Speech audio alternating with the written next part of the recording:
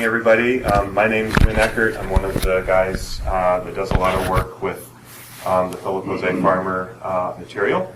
We're here for a signing today by Christopher Paul Carey. He's going to be signing his novella, Exiles of Co. As you may be aware, Chris was authorized by Philip Jose Farmer before Phil passed away to finish the third Khokarsa, or the third Opar book, which is entitled The Song of Khokarsa. So that is out now, just out in an omnibus collection from Subterranean Press. It's collected under the title Gods of Opar, Tales of Lost Khokarsa.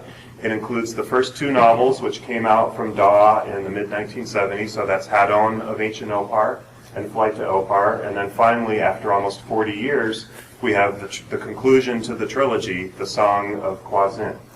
So how this came to be was after Chris finished the novel with Phil's blessing, and actually in conjunction with working with Phil and getting guidance from Phil on how Phil wanted the novel to end, and of course from Phil's notes and outlines and a lot of material that Phil had already written.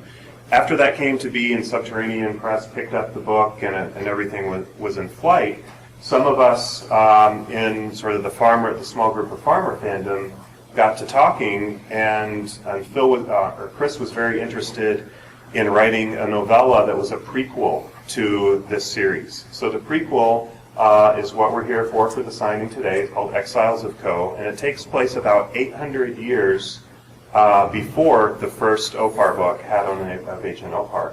And it really builds on the mythology and shows the world building and talks about how Opar actually came to be founded. So when we come into it and Hadon of Ancient Opar, Opar is already a thriving city and a thriving sort of outpost of the Empire of Khokarsa. Exiles of Co. is a novel which shows how that came to be. Not sure if you want to add anything to that, Chris, or not. I think that's good. Okay, excellent. So Chris is going to sign copies. Many of you have pre-ordered copies, or actually already bought your copy at the table, so he'll be happy to sign them and personalize them for you. Those of you who have prepaid, we have a list of you guys who've already prepaid, so we'll just hand those out here after he signs them, and then he'll continue signing. Anybody here who hasn't purchased a copy yet, they're on sale down at the Meteor House table down in the dealer group. Yeah. Some people have copies already that are on site, so they can bring those up first. And be happy to sign this first. Right. So.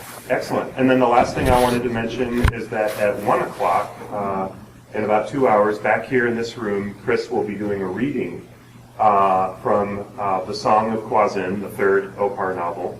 And then he will also be doing a reading of a selection from Exiles of Co. And he'll be discussing the book. He'll be open to questions, anything you want to ask him about the series or the process of writing it or whatever. So come back for the reading at 1, and let's get things off. Feel free to ask him questions here while I'm signing. Get underway.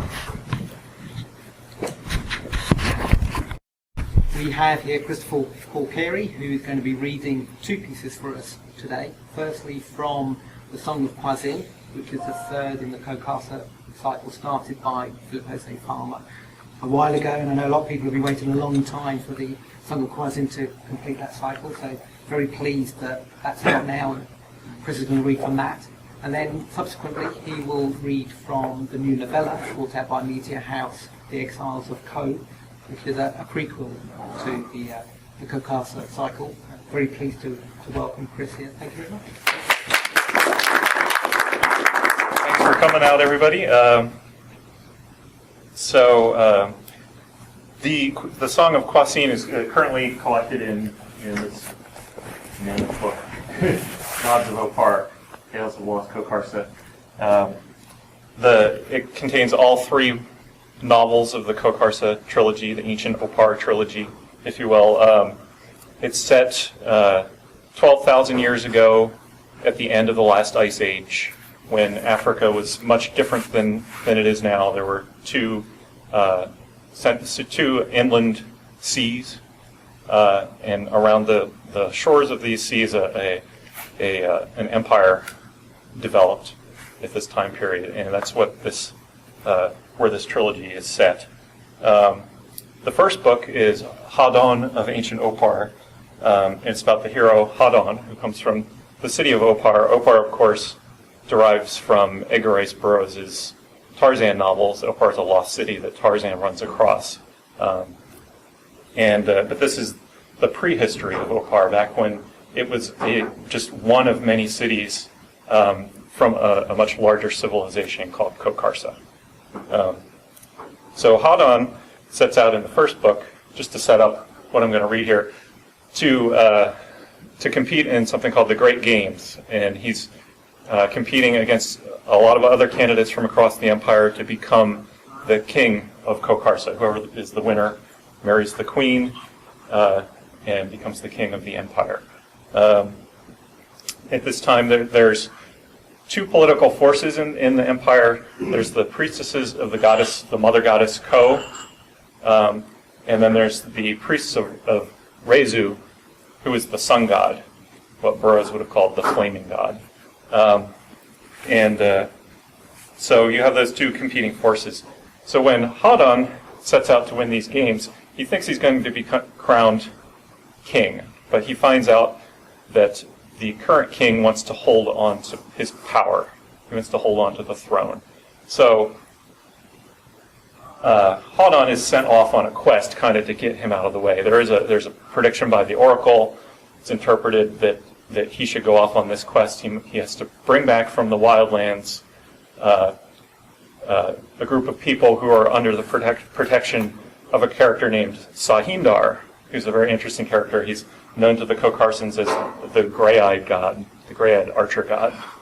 And readers of Philip is a Farmer's Time's Last Gift may pick up that Sahindar, and Phil made this explicit, Sahindar is really the character John Gerbertson from the novel Time's Last Gift, in which a certain jungle lord, John Gerbertson, travels back in time.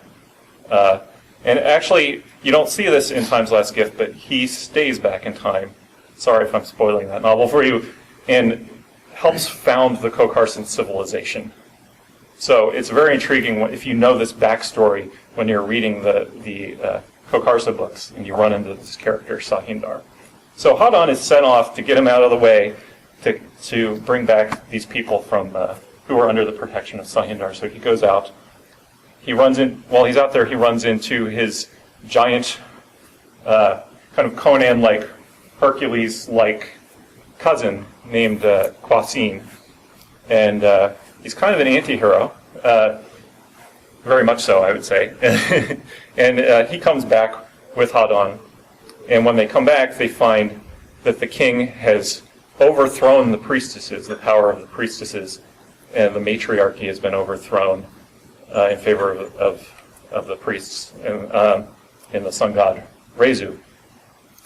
So the last time we see Kwasin, Hadon and Kwasin and their companions are trying to escape the capital. They've just escaped the dungeons, and they're running away, and they're battling through soldiers. And the last we see Kwasin, he's swinging his mighty axe, defending his companions. And Hadon goes off, has other adventures in the second novel, Flight to Opar, but we never find out what happened to Kwasin. So we've been waiting since 1976, since the Flight to Opar came out, to see what happened to him. And now that's what I'm going to pick up with. So the events that I'm going to start with begin basically very shortly after we've last seen him. He's trying to escape the city, and he's just been confronted by a bunch of King Meanruth. He's the evil tyrant king, a bunch of his soldiers. So the beginning of this was written by Phil, and then eventually it transitions into what I picked up. So Phil wrote the beginning of this. The strongest man in the world came puffing over the top of the hill and met a god. The being whom you saw leaning against an oak tree never claimed to be a god, nor did Kwasin know that he was one when he first saw him. Later, he thought that a third person, an observer objective, because he'd never before seen either of them, might have guessed that it was Kwasine, not the other, who had the strongest claim to divinity. There was Kwasine, 7 feet tall and muscled like a bull, like an elephant, like a gorilla, like the long-dead heroes of old. A dragon of a man, his bones thick, and with mighty muscles attached. Like no other man living, and like few men of past ages. He had a thick growth of curly black hair, and a long curly black beard, which did not hide the extreme handsomeness of his face. Sweat made his body shine, that body which was the envy of men and the desire of women. He wore only a lion-skin kilt, and he carried only a huge axe. It was one which no ordinary man could wield, and few extraordinary. The man leaning against the oak was fully a head shorter than Kwasine. Though well-muscled and thick-boned, the stranger was built more after the fashion of Kwasine's cousin, Hadon, with corded thews, narrow hips, and long arms and legs. Like Hadon, the man might be quite an athlete, but he would make no match for Kwasine, who outweighed him by 100 pounds of bone and muscle. Despite death being close at his heels, Kwasine stopped in his tracks and regarded the stranger. The man's arms were folded across his chest, and his ruggedly handsome face, beardless in opposition to the tradition imposed by King Minruth's followers, was smirking. Almost it seemed to Kwasine as if the fellow had been waiting for him. By Wingkoth's ass! Kwasine cast a cautious look down the valley behind him. He had no time for delay. A group of Minruth's soldiers followed right behind him. They had spotted him 3 miles back as he crossed a stream and dashed across a field for a thickly wooded forest. Normally, Kwasine's great stride would have allowed him to easily outpace his pursuers. But he was winded from his swim across the Gulf of Gahete, not to mention his escape from Minruth's prison and his battle on the water as Hadon and his companions fled. If Kwasine had been arrested, he might not have run to begin with, but rather turned and charged, his great axe of victory swinging. He had seen 12 men in his adventures in the wildlands. He had seen 12 men in his adventures in the wildlands. He had faced many more single-handedly and lived to brag about it.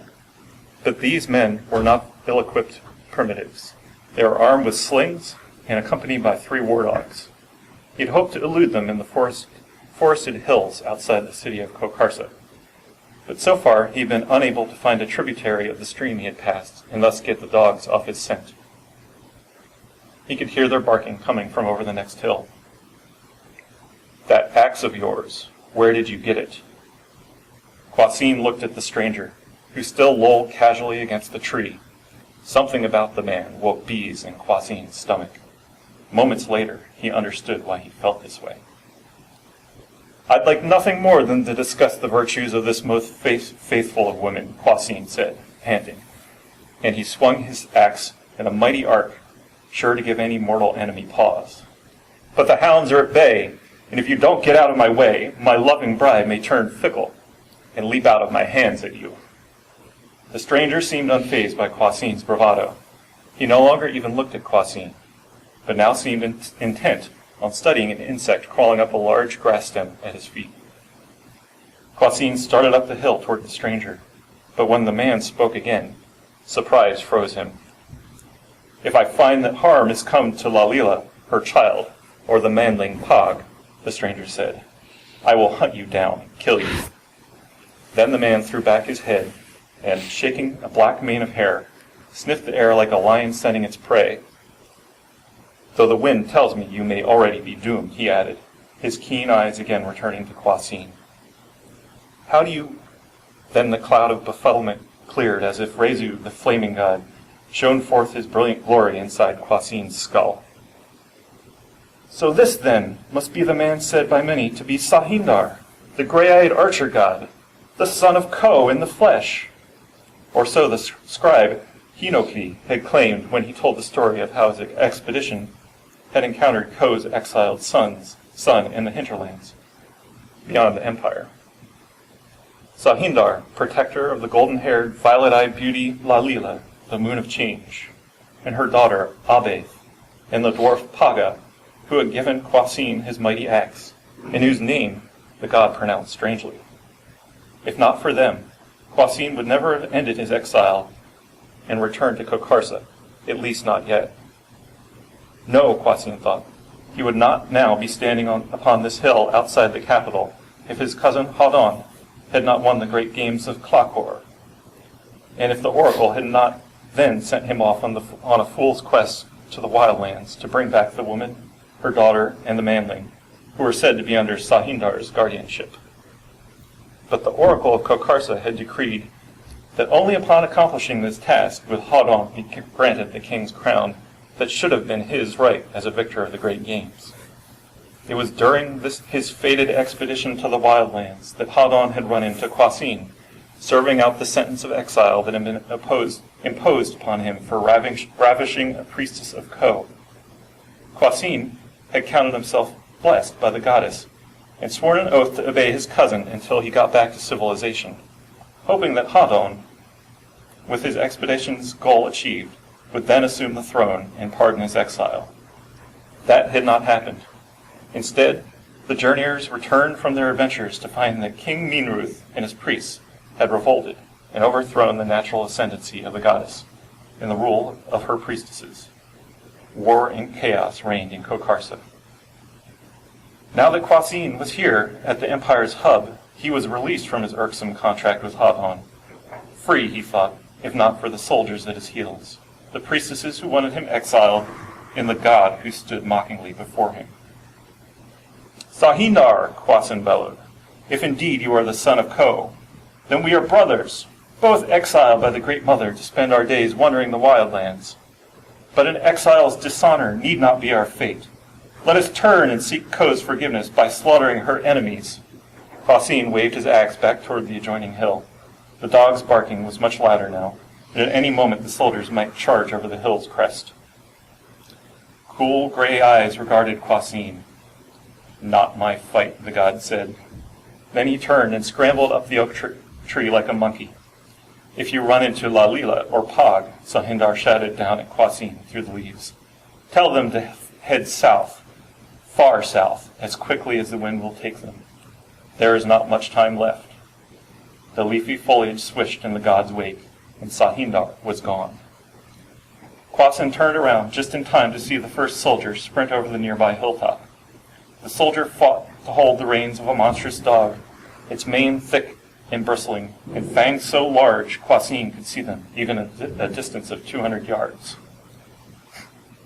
Several more soldiers followed over the lip of the hill, two of them also led by the large wolf-like dogs.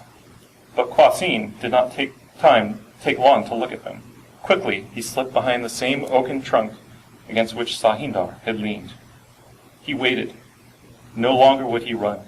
He was not like his cousin Hadon, who had turned and fled as he, Kwasin, leaped into the nearest boat of Minruth's soldiers and stood alone against those who would have killed Hadon and his friends. No, Kwasin had stayed behind them, like any red-blooded man would have, to give the beauteous Lalila a chance at survival. As he had done then, Kwasin promised himself that one day, if the woman lived, he would look into those violet eyes again, and that in them he would see Lalila's burning desire for him. He grinned at the thought. Then he corded the leather thong of his axe around his wrist and hand and stepped from behind the tree and charged. Down the hill he went, roaring like a mad lion, his mighty axe swinging above his head. 3 war dogs at the front of the group of soldiers strained at their handlers' reins. The men and the dogs had already passed the bottom of the adjoining hill and were halfway up the hill down which Kwasin madly ran, too close now to use their sling stones effectively. The plumed iron helmet of a captain of the 6th Army of Khokarsa appeared behind the dogs. The handlers, amid much snapping of their charges, managed to steer the dogs off to the sides. The officer raced forward. Though Kwasin could not hear the man's words over the dog's hellacious barking, he could see the officer cursing at the handlers as he passed them and moved into the lead. The man pulled a square-ended iron sword from its scabbard and he pumped furiously with his legs. A Numatenu. Though Kwasin did not belong to the order of the Tenu. Tenu is a sword. They're swordsmen, kind of like samurai. The fool officer undoubtedly saw it was a matter of honor that he confront the giant before his soldiers did. To kill Kwasin, exiled ravisher of Ko's priestess, would certainly bring the fellow much fame. The man was so sure of himself, he did not even carry a round wooden shield like his fellows. Now the war dogs and handlers broke even farther to his left and right. No doubt they meant to outflank Kwasin, while the officer took him on. Kwasin had just enough time to take this in. Then they were upon him, or he upon them.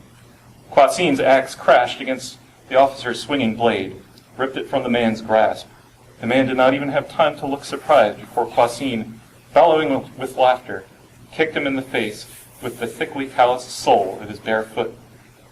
Blood spurted from the man's crushed nose and teeth, and he fell backward down the hill. They did not make Numatenu like they used to. Kwasin whirled, expecting the dogs to be upon him. Then he saw why they were not. 2 more men with plumed helmets stood to either side of him on the sloping hill, their long, slightly curving iron swords drawn. Minruth had not sent 1, but 3 Numatenu after him. Kwasin's reputation had grown large indeed. In the time it took to observe this, Kwasin did not pause.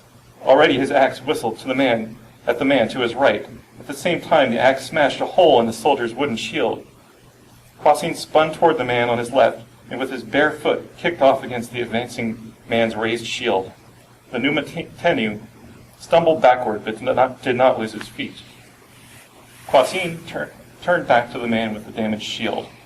He clung to the useless thing for a moment, but seeing the giant before him raise his enormous axe, the man cast the shield at Kwasin's face and retreated several steps. Kwasin raised his free arm to block the hurtled shield, which upon impact pivoted on his forearm and whacked hard against the bridge of his nose. Warm blood gushed from his nostrils onto his lips and bearded chin. Kwasin howled out his rage and whirled about with his axe. The massive head of the weapon caught against the edge of the other man's shield and tore it from him. Under the momentum of the blow, the officer fell back into the side, pummeling into the dogs behind him. This was too much for the blood-frenzied descendant of the wild dog of the plains. Barking and snarling, the dog leaped ahead and pulled its handler helplessly forward. Then the beast was on the fallen Numatenu, its large clawed feet scraping furiously against the man's lacquered breastplate as it tore open his throat with its teeth. Even over the yelping and growling of the dogs, Kwasin heard the heavy footsteps coming from behind. Knowing he did not have time to again raise and swing his heavy axe, he jumped forward, landing on his stomach, close to, but not touching, the dog that had just de-throated the other Numatenu. Then he rolled to one side and hurled himself downhill through the gap between the 2 surrounding soldiers. By the time he got back to his feet, he was grinning. The Numatenu who had charged him had come too near the ravenous war dog, which, infuriated because it had not caught Kwasin before he rolled away, had locked its monstrous jaws upon the soldier's leather-kilted upper thigh. The man was down on both knees. Then, a moment later, face down, dead. Kwasin's delight evaporated quickly. Now situated downslope from the soldiers, he faced a severe disadvantage.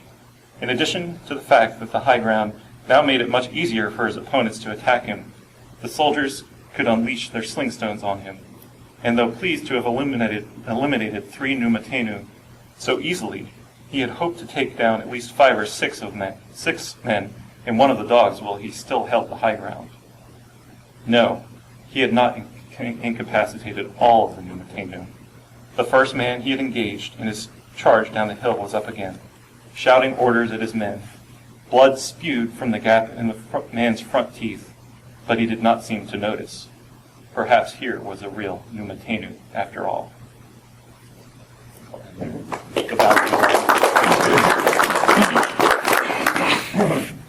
So, I'll move on and do a short reading from Exiles of Ko, and then if anybody has any questions, I'd be happy to answer them. So, as Paul mentioned, Exiles of Ko is set about 800 years prior to the main Khokarsa trilogy. It tells the story of the priestess heroine Lupoth, who's mentioned several times throughout in passing in Gods of Opar as a character from history. She's actually the priestess who goes down and explores the southern sea and finds the area that will one day become the city of Opar.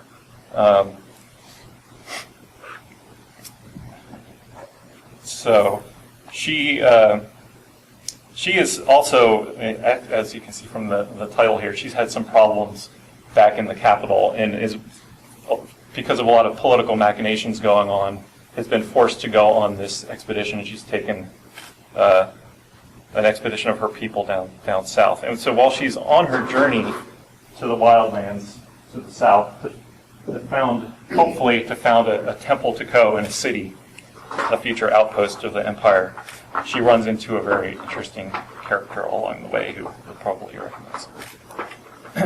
So I'll skip the prologue here and read from the first chapter. The beast from the edge of the world crept stealthily behind her. Lupoth could not say how she knew this. Neither smell nor sight nor sound alerted her to the fact. Yet her flesh crawled as if the monster's large, snake-like head hovered just behind her, its thin, forked tongue poised to flick out and taste the back of her neck. Some 200 yards behind, a fallen branch cracked, the first tangible validation of Lupoth's intuition. Not that she had needed any proof. Her inner senses told her the beast was there, as real and palpable as the dark trees that closed in upon her, as she crept forward over the rotting detritus littering the spongy jungle floor. She shivered, but did not turn to look back. If she did, she feared, the creature might realize she was aware of its presence and sense the trap she had laid for it. And if that happened, she would not be the only casualty of its wrath. She would, however, be the first. Lupoth strained her senses, but could detect nothing of her companions. She breathed an inner prayer of thanks to Ko, the great goddess. Tightening her grip on the hilt of her prized iron longsword, Nathdon, the white fire, she prayed also to Bukla, goddess of the sword. Though if her plan succeeded, she would have no need to bloody her blade. Suddenly she stopped, her stomach turning with sickness. Ahead, a male voice was muttering angrily. She cursed inwardly, recognizing its owner. Maithkuth, the ill-tempered priest who had become the bane of her every move, thought, and action since she had set out with her expedition from the island of Khokarsa. The fool would doom them all, just as the queen had planned it. The trees opened before Lupoth, and ahead loomed the towering wall of rock that had inspired her plan. The escarpment, rising some 50 feet above the jungle floor, originated about a mile to the southwest and ran northeastward for another 2 miles before gradually tapering off in height and ultimately disappearing into Ko's loamy bosom. Near the center of the immense shield of reddish granite, a narrow channel cut through the rock. I'm describing the scene on the cover here. It was through this needle's eye, about the width of 5 or 6 men standing abreast, that Lupoth hoped to lead the monster. Upon the other side of the channel, a muddy bank sloped sharply to a shallow creek. There, to the left and right of the opening, the men of her expedition awaited. At least she hoped they did. Maithkuth was none too pleased with her plan to slay the monster that had stalked them since they had left their galley on the shores of the Kemu Cave.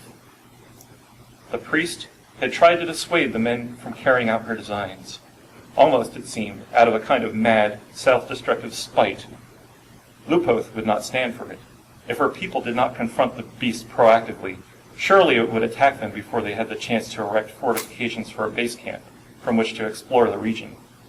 Had they not looked out upon the tangled coastline from the safety of their ship and watched, horrified, as the monster tore a majestic panther limb from limb? Thus had Lupoth argued for her people, and thus had she wielded their very fear against the priest and his designs. She would rather have led them by inspiring their hearts. But she had served long enough as a priestess in the temple of Ko to be practical about such things. She would use fear if that was what she must do to save her people, and to keep them from fleeing back home to Khokarsa as the priest desired. As Lupoth approached the escarpment, however, doubts began to assail her. What if her people did not wait on the other side of the wall? In her absence, the priest could have managed to sway them to his side. For all his ill judgment and vindictiveness, he had a sly way about him that subtly ingratiated himself to his audience.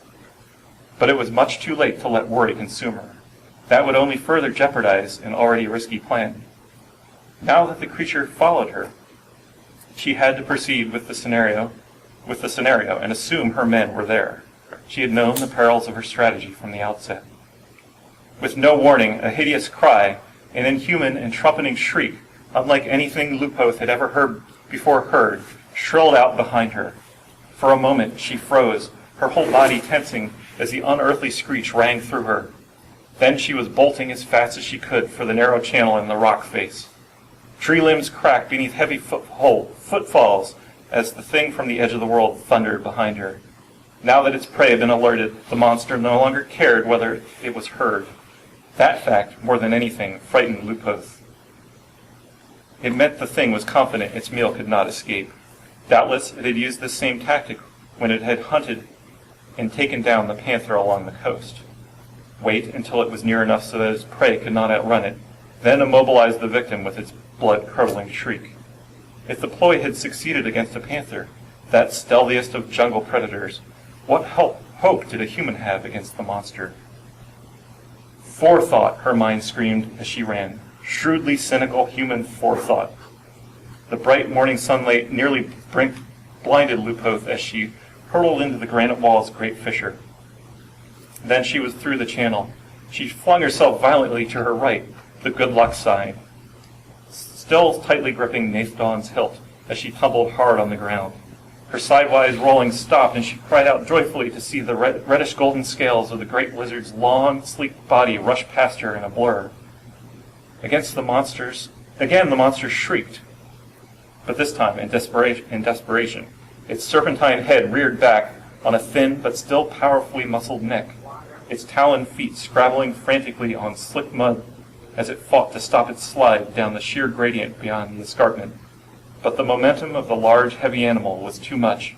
The thing stopped sliding only when it reached the stony creek bed, where it thrashed in the cold water, screeching in wild fury at the unexpected turn of events.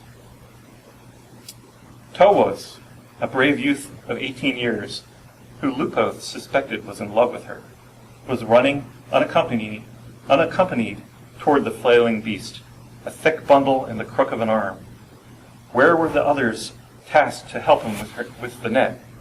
By the time Lupoth could get to her feet, Towos had unfurled the net and was flinging it up with great skill over the head and neck of the dragon. Lupoth felt a swell of admiration and hope at the deftness of Towos' actions, but the feeling did not last long. Without the others to help him drag down the net, the heroic youth, no matter the proficiency of his attack, could not succeed in keeping the monster at bay. Before Lupoth could get to Towos' side, the dragon reared up its head beneath the netting, and, with the ivory horn that jutted from between its unblinking snake-like eyes, savagely gored the youth in his side. The blow from the horn hurled the youth up the slope, where he landed hard, almost at Lupoth's feet. Towos groaned. Though his prostrate form was unmoving, he still lived, at least for now. With a single flick of his powerful undulating neck, the beast cast off the net that had swathed it. Its snake-like head jerked to face Towos and Lupoth. Her sword raised, Lupoth backed up the incline toward the base of the escarpment. She would lure the beast away from Towos, for all the good it would do them both. Nathdon, a mighty blade unlike any other, seemed pitifully inadequate against the frightful dragon of the southern sea.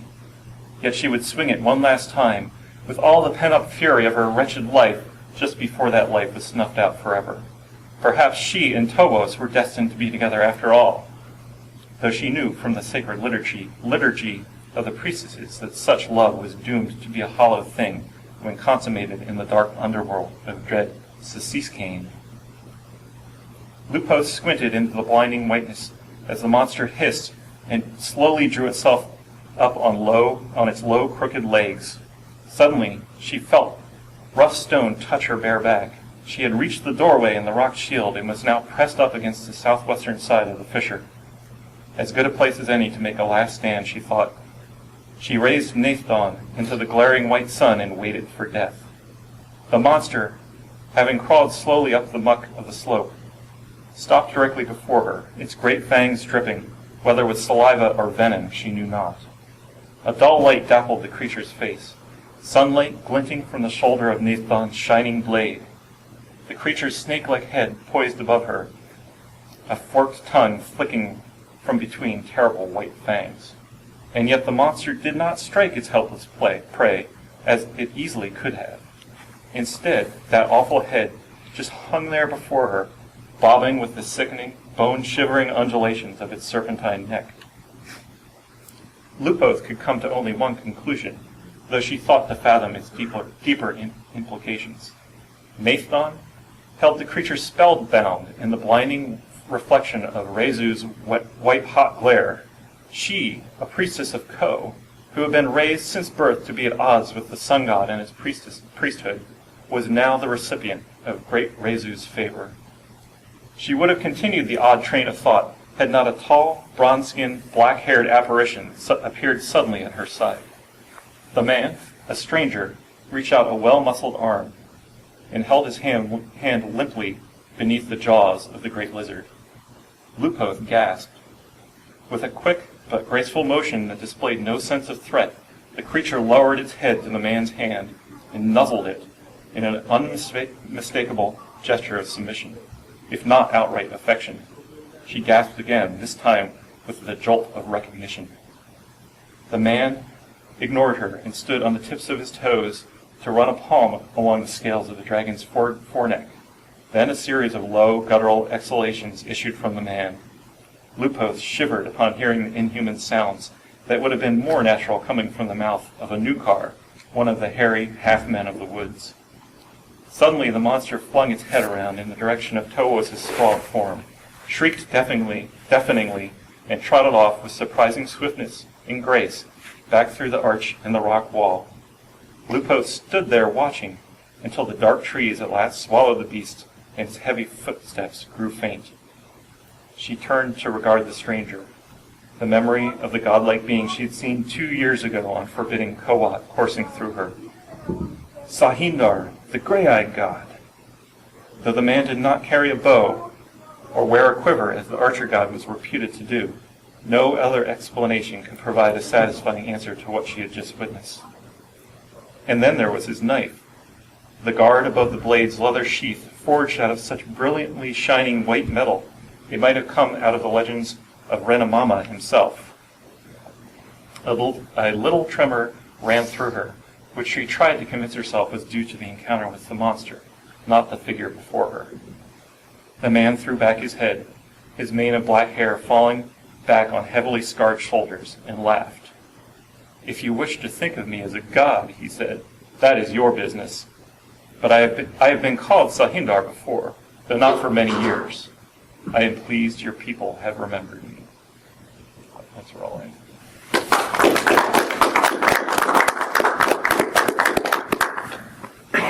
So, anybody have any questions?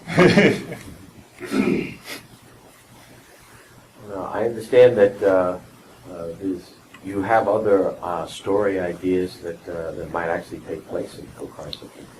I have some ideas. I don't have any plans. I haven't made any arrangements yet with the farmer estate. I have another book that I want to write in between before I would start anything. That's my own novel. So, yeah, there are some notes left over by Phil that talk about what would happen in a fourth book, and actually information about what would happen even beyond that in the series. The Gods of Opar itself is a self-contained trilogy. I mean, it starts out with the heroic journey, the very Joseph Campbell type hero's journey, and goes all the way through the end to a very definite conclusion.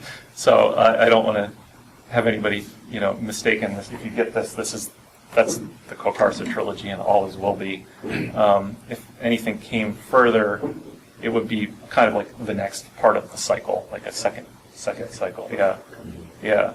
So it's very exciting stuff that Phil has in his notes. He's left a few clues and a few interviews that you can find online, but there's stuff in his notes that's not been publicly released yet, and that's what I'd like to work with if the stars align.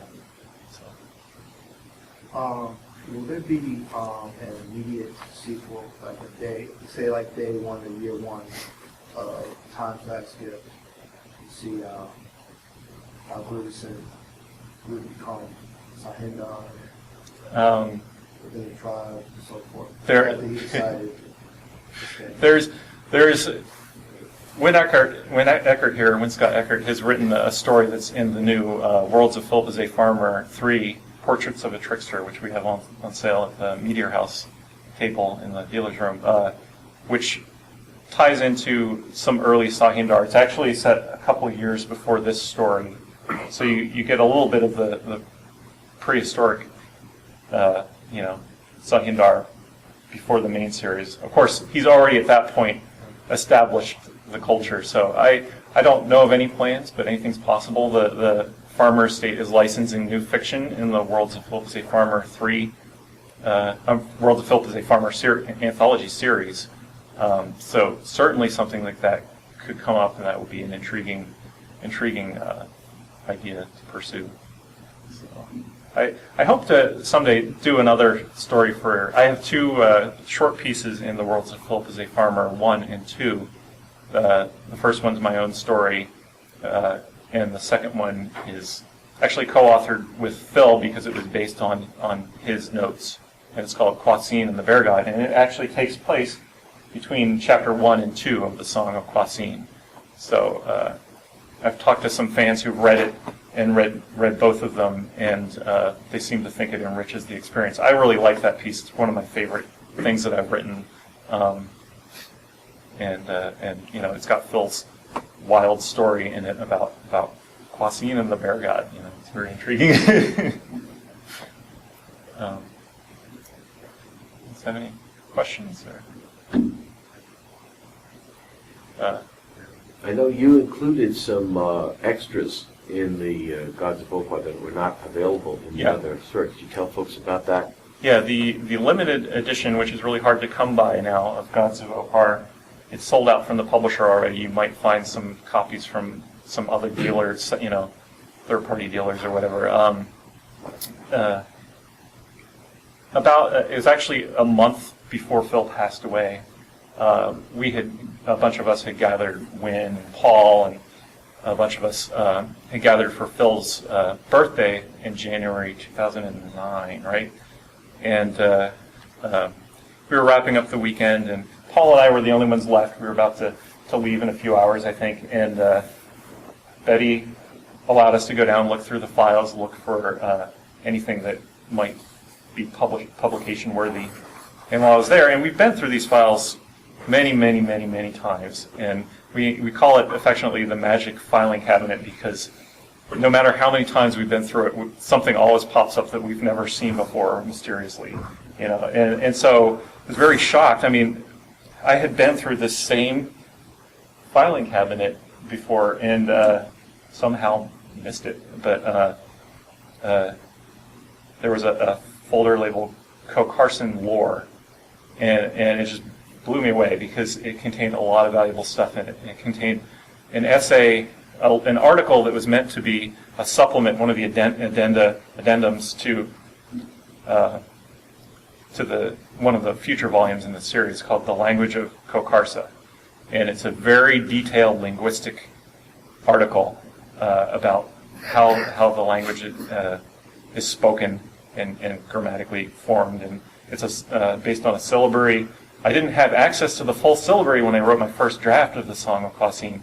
So when I found that, I realized that, I had broken several of the linguistic rules of the Khokarsan language when I had to fill in. There were certain filler names that either Phil put, temporary name, check the syllabary, which I only had partial access to at the time I wrote it, or characters he didn't name or that I had to place in the book, or just like location names and things like that. So some of those didn't line up with what I had written, what I had created didn't line up with the rules of the language. So I had to go back and I had to revise all the names in the language to make sure they matched the syllabary.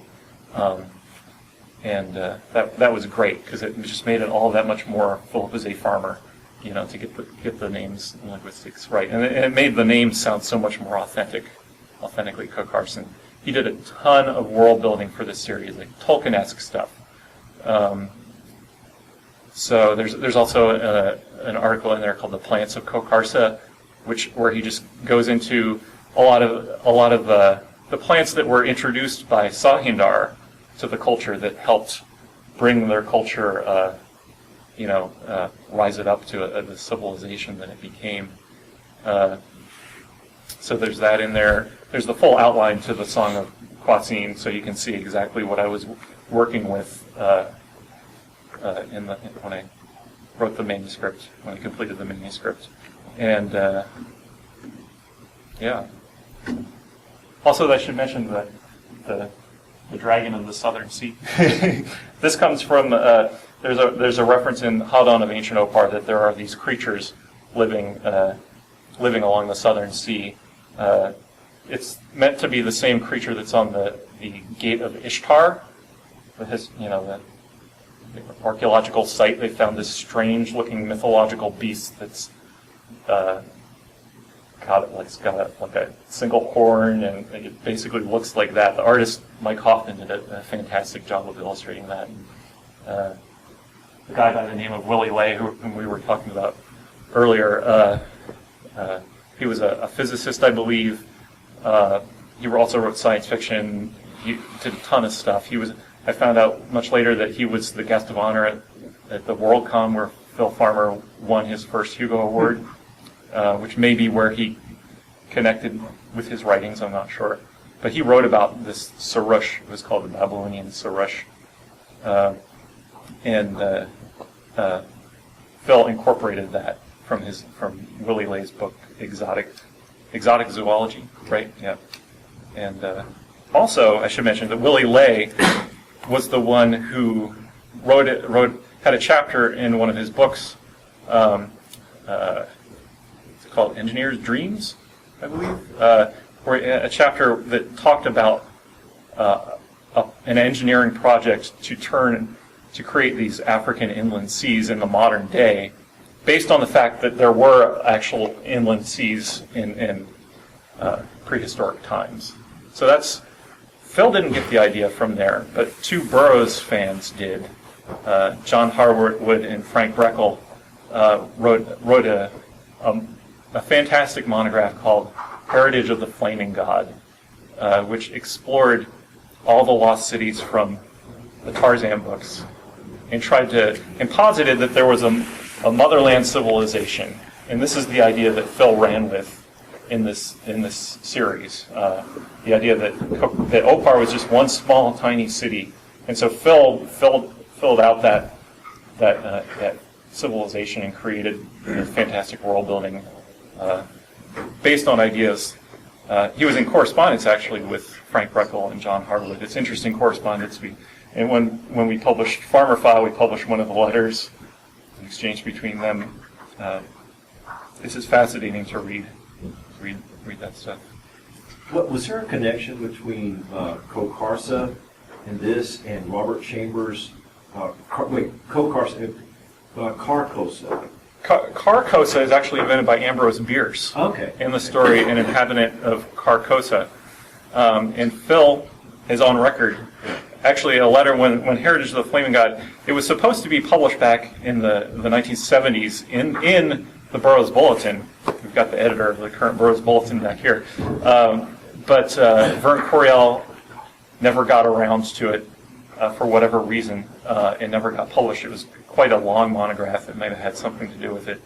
And so it went unprinted. So Phil's books came out, credited this article with being part of the inspiration, saying that it was in a specific issue that it was supposed to be in. That never materialized. So I put a footnote in here in the new edition explaining that it was reprinted in 1999 by a guy named Alan Hansen, So you can get that now. If you just Google Heritage of the Flaming God, it'll pull up this site. It has a strange address like Elvis something, because he also sells a big coffee table book on Elvis.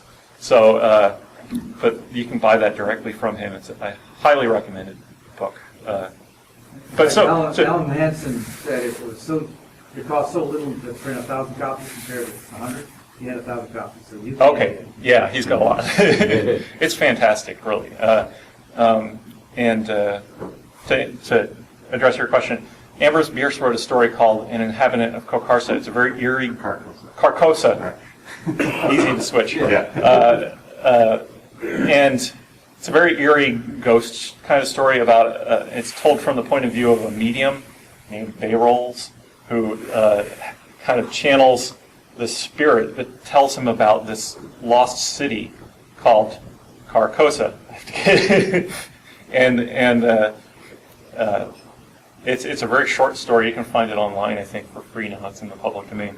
And so what Phil said was that over time, or maybe through the mix-up of the medium, who's not getting the exact direct psychic channel or whatever, inverted the syllables so that it's really Khokarsa, but Bierce got it as Carcosa. So, but that goes against a lot of Lovecraftians have taken on Carcosa and written about it, but that's a different thing. That's not the same one that Phil was working on. So he was going right back to the source. And it's interesting because there are these kind of monolithic gravestones in that city that this character dreams about, and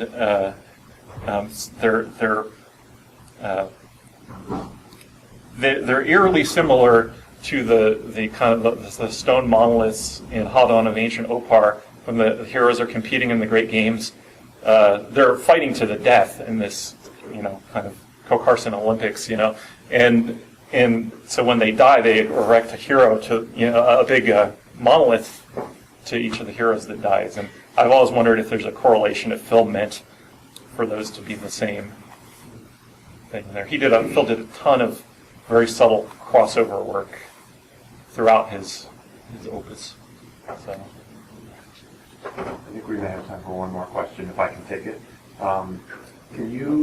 Can you speak a little bit about the Titan books and Hadon of Ancient Opar, which is coming out in print from Titan, and how that relates or doesn't relate to the other two books of the trilogy? Yeah. So Time's Last Gift, first of all, is back in print from Titan Books. I wrote the afterword to it. Wynn and a guy named, a Wold Newton scholar named Dennis E. Power wrote a fantastic chronology relating to the character Gribardson, a.k.a. Sahindar, a.k.a. a certain jungle lord. So that's out now. So you can, it's perfect timing. They came out the same month, the reprint of that, and then Gods of Opar. And so, but Titan book, Gods of Opar is nearing sellout right now. Publisher has fewer than 50 copies on hand. There's maybe 100 or so in circulation among distributors and things like that, but it's almost gone. So Titan Books has also picked up the first book of the Opar trilogy, Hadon of Ancient Opar. I'm writing the introduction to that and adding some bonus materials to that, mainly about the world building and things. And that should be out in January 2013. The cover was just debuted by Wynn. I don't know if you have it up on your website yet. I don't. It's on I'll his be showing face. it. It'll be up on our panel tonight. Yeah. So we're doing a farmer panel tonight at 7, and we'll have a rotating PowerPoint, and it'll be on that. So they have not yet bought the second two books in the trilogy. They bought a chunk of farmer books that are going to be coming out over the next couple of years. They're just going to see how the sales are. If the sales are warranted, they will, they've expressed interest in printing the rest of the trilogy. But at this time, they haven't sung for it. Depends on how much, go out and buy the first one, please. Have they updated you guys as far as how the Titan books actually are doing? I don't have the I don't Publishers have the exact sales figures. Publishers don't They release share that kind of it. information. Yeah. So, but fingers crossed, and there's a lot of reviews out there. But right now buy for more books. Titan reprints. They Yeah. all got bonus material, Yeah. so exclusive. And Remember to the Titans. Yeah. and if then those there'll be a round 2, and then if those do well, there are other very exciting projects unpublished stuff coming forward that if Titan bites, could conceivably come out from them. They've expressed some interest in it. Depends on how the first series of books sell. Otherwise, yeah. That's pretty much it. Thanks everybody for coming out.